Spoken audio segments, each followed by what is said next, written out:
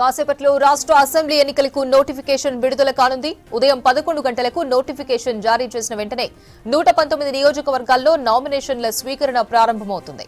ఈ నెల 10వ తేదీ వరకు నామినేషన్లు దాఖలు చేయొచ్చు. ప్రతిరోజు ఉదయం 11 గంటల నుంచి మధ్యాహ్నం 3 గంటల వరకు మాత్రమే నామినేషన్లను స్వీకరిస్తారు. ఈ నెల 13న నామినేషన్లు పరిశీలించనున్నారు. 15 వరకు నామినేషన్లు విత్డ్రా చేసుకోవచ్చు.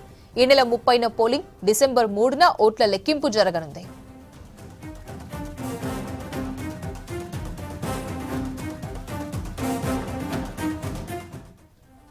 ఒక్కో అభ్యర్థి ఒక్కో నియోజకవర్గం నుంచి గరిష్టంగా 4 సెట్ల నామినేషన్లు వేయొచ్చన్నారు అధికారులు.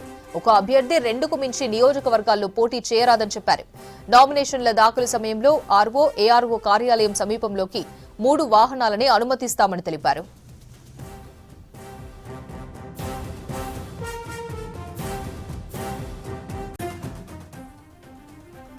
నామినేషన్ అభ్యర్థులు సమర్పించిన అఫిడవిట్ పత్రాలన్నీ రిటర్నింగ్ అధికారి నోటీస్ బోర్డుపై ఉంచనున్నారు. అభ్యర్థుల అఫిడవిట్ ను 24 గంటల్లోపు వెబ్సైట్ లో అప్లోడ్ చేస్తారు. అఫిడవిట్ లో ఏవైనా ఖాళీలుంటే రిటర్నింగ్ ఆఫీసర్ ఆ అభ్యర్థులకు నోటీసులు జారీ చేస్తారు. కౌంటర్ అఫిడవిట్ దాఖలు చేస్తే దాన్ని వెబ్సైట్ లో పెడతారు. నామినేషన్ల దాఖలు సమయం నుంచే అభ్యర్థులు చేసే ఖర్చు, ఎన్నికల వ్యయం పరిధిలోకి రానుంది.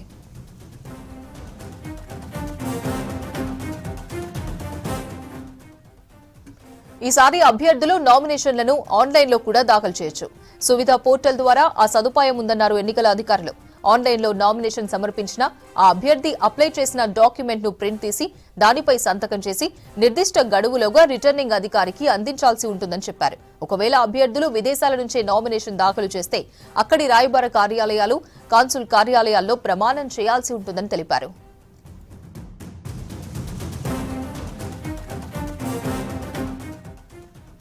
ఎలక్షన్ నోటిఫికేషన్ పై మరిన్ని డీటెయిల్స్ శ్రవణ్ అందిస్తారు. శ్రవణ్, ఎలక్షన్ నోటిఫికేషన్ అప్డేట్స్ ఏంటి?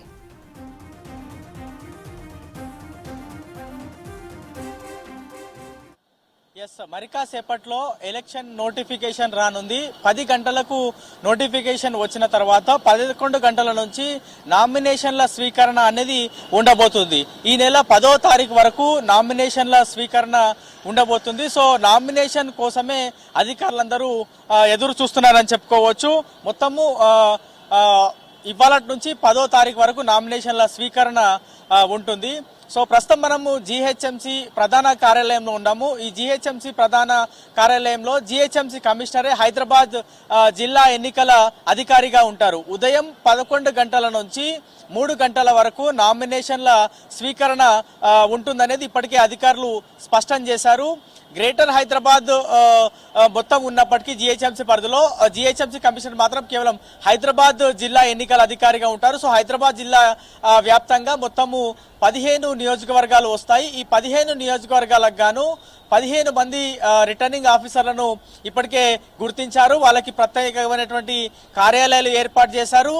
రిటర్నింగ్ ఆఫీసర్ అంటారు ఆయన, ఆరోగా ఆయన కార్యాలయం దగ్గరికే వచ్చి ఆ రిటర్నింగ్ ఆఫీసర్కే నామినేషన్లు అందజేయబోతున్నారు. ఎవరైతే ఎమ్మెల్యే కోసం నామినేషన్లు వేయబోతున్నారో ఆ రిటర్నింగ్ అధికారికే నామినేషన్ పత్రాలను సమర్పించాల్సినటువంటి అవసరం ఉంటుంది. సో ఆర్ఓ ఆఫీస్ దగ్గర పూర్తి స్థాయిలో అన్ని ఏర్పాట్లను ఇప్పటికే కంప్లీట్ చేశామనేది అధికారులు స్పష్టం చేస్తా ఉన్నారు.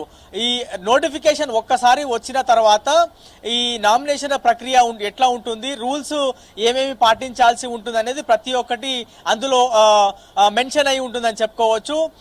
మొత్తము ఒక అభ్యర్థి వస్తుంటే ఆయన మీద కేసులు ఎన్ని ఉన్నాయి, ఆయన ఆస్తులు ఎంత ఉన్నాయి, ఆయన ఇప్పటి వరకు మొత్తం అప్పులు చేసింది ఎంత అనేటువంటి పూర్తి స్థాయి డీటెయిల్స్ ఆయన ఆ పత్రాలలో పొందుపరిచి రిటర్నింగ్ ఆఫీసర్ కి అందజేయాల్సి ఉంటుంది. సో పూర్తి స్థాయిలో ఆ ప్రొఫార్మా ఆ వివరాలన్నీ కూడా అధికారుల దగ్గర సమాచారం తీసుకోవాలి అనేటువంటి అంశాన్ని ఆల్రెడీ అధికారులు స్పష్టం చేశారు. ఆల్రెడీ ఎవరైతే ఈ ఎన్నికల విధుల్లో భాగం కానున్నారో వాళ్ళందరికీ పలుమార్లు ఇప్పటికే ట్రైనింగ్ నిర్వహించారు.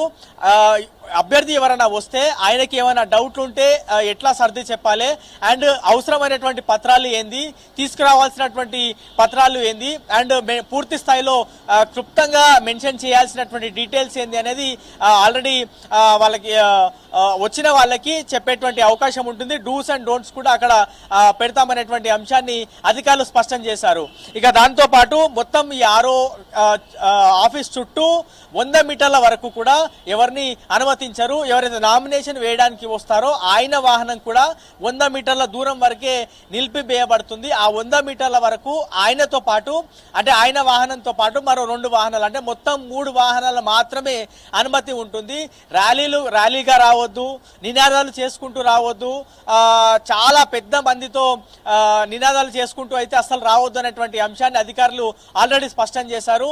సో అన్ని ఆర్ఓ కార్యాలయాల చుట్టూ 144 సెక్షన్ అమల్లో ఉంటుంది. అన్ని ఆర్ఓ కార్యాలయాల చుట్టూ పోలీసులకు సంబంధించినటువంటి బందోబస్తులు కూడా ఇప్పటికే ఏర్పాటు చేశారు. మొత్తం హైదరాబాద్ జిల్లా వ్యాప్తంగా 15 నియోజకవర్గాలు వస్తాయి కాబట్టి మొత్తం ఆర్ఓ కార్యాలయాల దగ్గర కావచ్చు, దాని తర్వాత ఎన్నికల నిర్వహణ కోసం మొత్తం 35,000 మందికి సుమారుగా సిబ్బందిని ఉపయోగించుకుంటున్నామనేటువంటి అంశాన్ని అధికారులు స్పష్టం చేశారు. ఇవి కాకుండా ఈసారి ఆన్లైన్ లో కూడా నామినేషన్ దాఖలు చేయొచ్చు అనేటువంటి అంశాన్ని అధికారులు స్పష్టం చేశారు.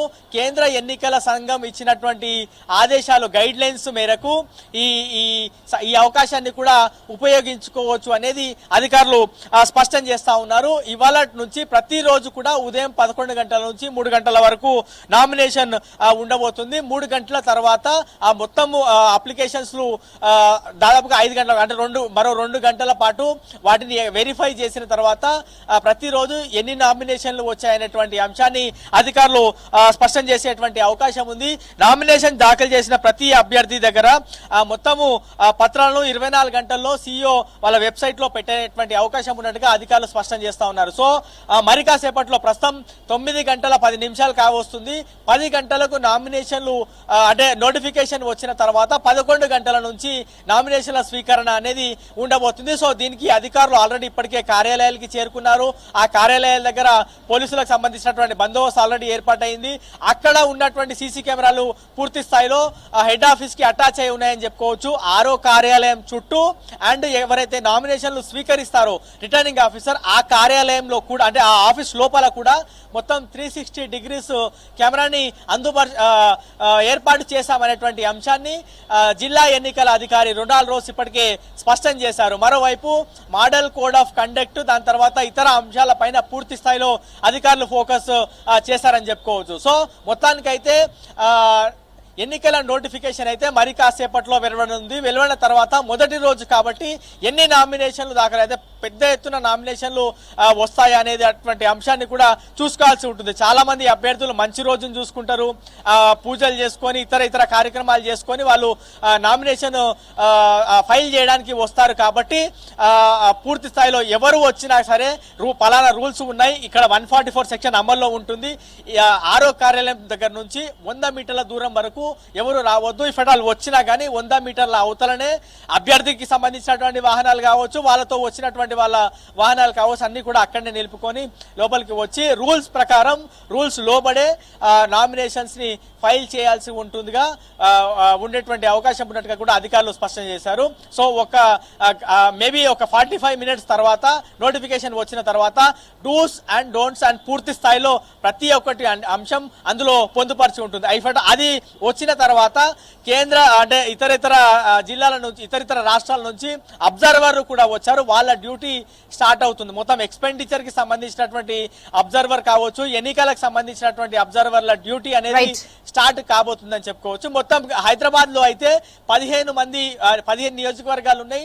15 నియోజకవర్గాలకు గాను 15 మంది రిటర్నింగ్ ఆఫీసర్లను ఏర్పాటు చేశారు. ఆ కార్యాలయాలు కూడా ఇప్పటికే అందుబాటులో పెట్టారు. ఆ అంశాలన్నింటినీ కూడా మీడియా ద్వారా జనంతో పాటు ఎవరైతే నామినేషన్ ఫైల్ చేయబోతున్నారో వాళ్ళకు కూడా స్పష్టం చేశారు. సో వాటన్నిటికీ కూడా జియో ట్యాగింగ్ లొకేషన్ ని కూడా ఆల్రెడీ చేసినటువంటి పరిస్థితి ఉందనేది అధికారులు చెప్తా ఉన్నారు. ఎవరు రావాలన్నా అక్కడికి వచ్చి ఏ నియోజకవర్గానికి ఆ నియోజకవర్గంలో రిటర్నింగ్ ఆఫీస్ ను ఏర్పాటు చేశారు. సో కార్వాన్ అంటే కార్వాన్ లేదంటే సనత్ నగర్ అంటే అదే నియోజకవర్గంలో ఏర్పాటు చేసినటువంటి రిటర్నింగ్ ఆఫీసర్ కార్యాలయం దగ్గర నామినేషన్ ఫైల్ చేసేటువంటి అవకాశం ఉండనుంది. ఇది ఓవరాల్ గా ఎన్నికలకు సంబంధించి నోటిఫికేషన్ మరి కాసేపట్లో వెలువడేదానికి సంబంధించినటువంటి పూర్తి అప్డేట్.